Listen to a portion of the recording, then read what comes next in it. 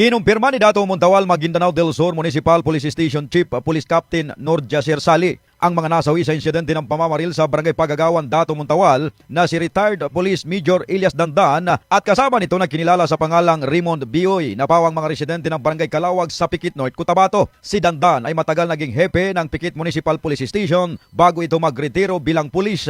Habang binabaybay kahapon March 3, 2026 ang kahabaan ng National Highway ng Barangay Pagagawan ni Dandan at ng kanyang kasama sakay ng isang kulay itim na Mitsubishi Pickup Strada with plate number LGT 243. Biglaw mano silang dinikitan ng mga sospek na sakay ng dinatukoy na uri ng motorsiklo at pinawlanan ng bala sa iba't ibang parte ng kanilang katawan ang mga biktima. Dahil sa dami ng bala na tumama sa katawan ng mga ito ay agad silang binawyan ng buhay bagamat nagawa pang isugod ng kapulisan sa pagamutan. Sa kasalukuyan ay patuloy sa pagsasagawa ng hot pursuit operation ang Dato Montawal Municipal Police Station sa pangunguna ni Police Captain Sali at ng 40IB ng Philippine Army upang maaresto ang mga sospek at matukoy ang pinakamotibo sa naturang pamamaslang. In the heart of changing lives, ako si Brigada German Norgayak ng 89.3 Brigada News FM Cotabato City, The Music and News Authority.